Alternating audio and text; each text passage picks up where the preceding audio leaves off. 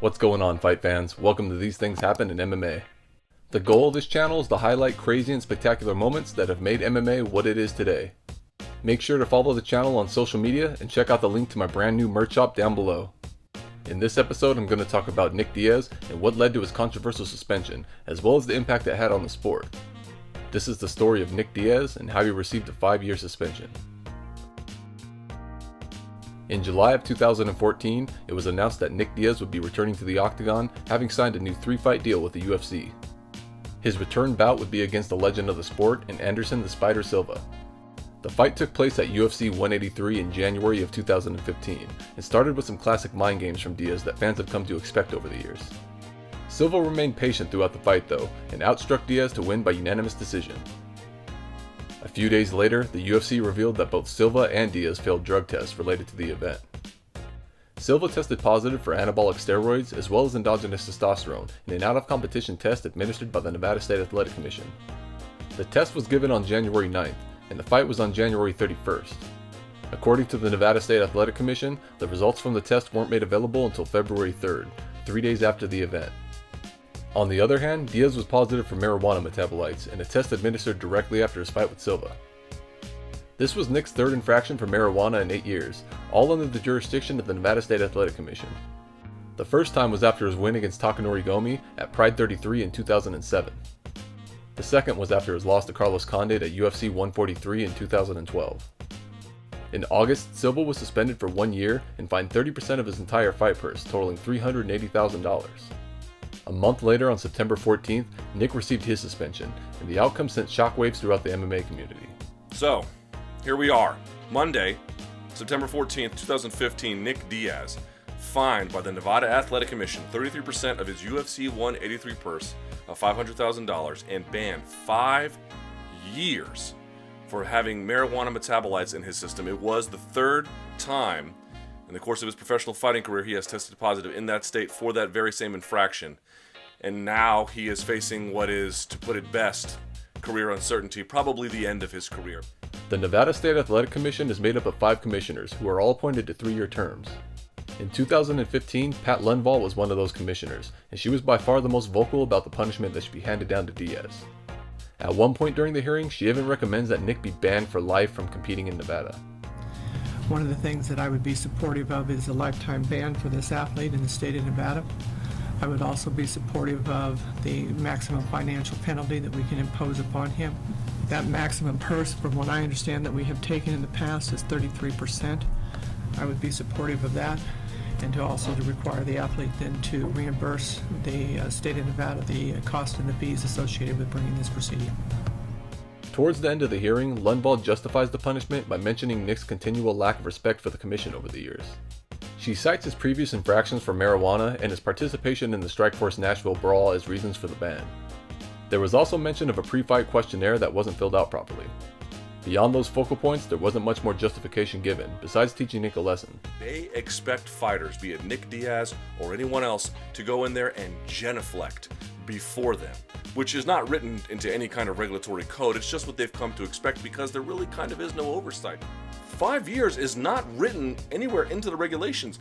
They just did that. And you ask yourself why. It seemed like because Nick Diaz had the temerity to want to launch a defense and had aggressive counsel, that the commission was offended at the very idea. Pat Lundvall, in a moment, in my opinion, that can only be described as absolute and total lunacy, suggested that Nick Diaz be banned for life.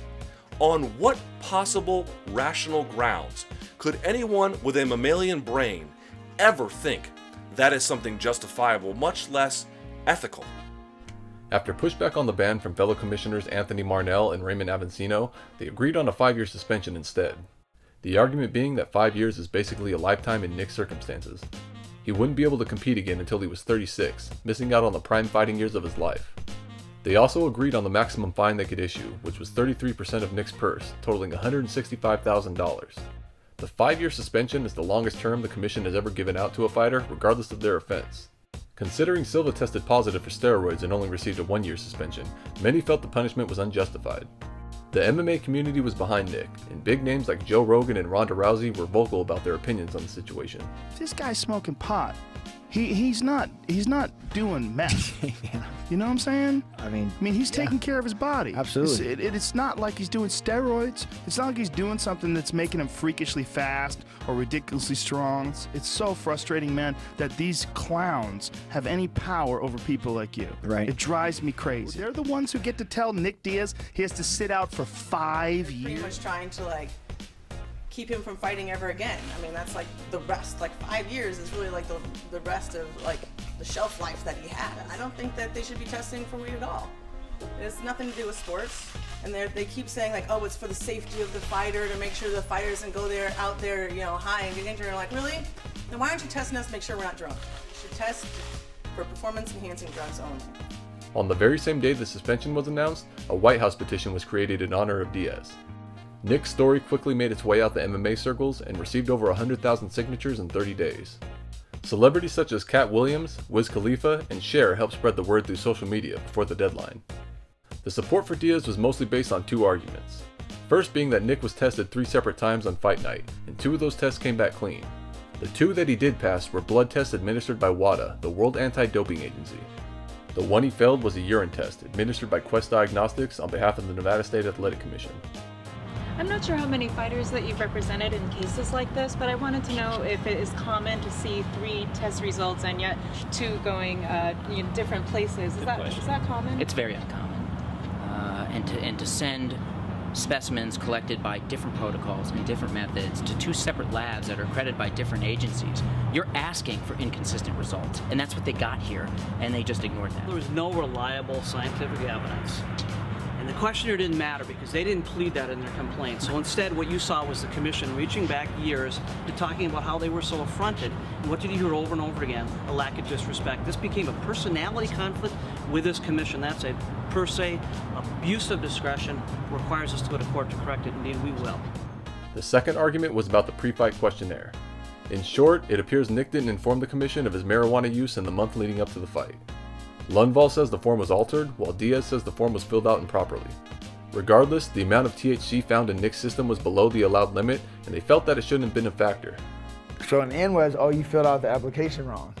You know what I'm saying? And I said, well, last time I filled out the application right, I was supposed to fight Eddie Alvarez way back. And so Armando Garcia, who was the lead, the dude of the NSAC back then, he pulled me from the car. Some paperwork? Yeah, so he pulled me because I put, oh, what'd you do in the last, month? And I was like, well, this is out of competition, but, And then, so because I'm like, okay, I'm going to test, but I'm under the limit, so what, Yeah, what's so the it's problem? all of the kind of, to me, I'm like, okay, that's kind of a scam, but whatever. The commission seemed upset that it appeared Nick might have tried to lie to him, more than actually having consumed marijuana. In January of 2016, after appealing the ruling, the NSAC approved a settlement to reduce the suspension from 5 years to 18 months. Diaz was now eligible to fight again starting on August 1st, 2016. They also reduced the fine from $165,000 to $100,000. However, the suspension would linger as Diaz didn't pay the fine in full. This would result in Nick being ineligible to corner his brother Nate in his rematch against Conor McGregor at UFC 202. Later in the year, Nick would come to terms with the commission and be free to compete and corner in the state once again. All this controversy led to a broader question when it came to drug testing in sports. Why are athletes being tested for anything other than performance-enhancing drugs in the first place? Marijuana isn't considered a performance enhancer, yet fighters were getting suspended for consuming it weeks before their fight.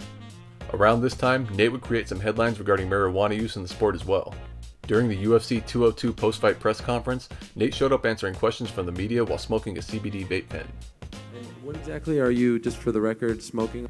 CBD, it helps with healing process and inflammation and stuff like that. So you want to get these for before or after the fight training and make your life a better place. CBD oil, if you don't know what that is.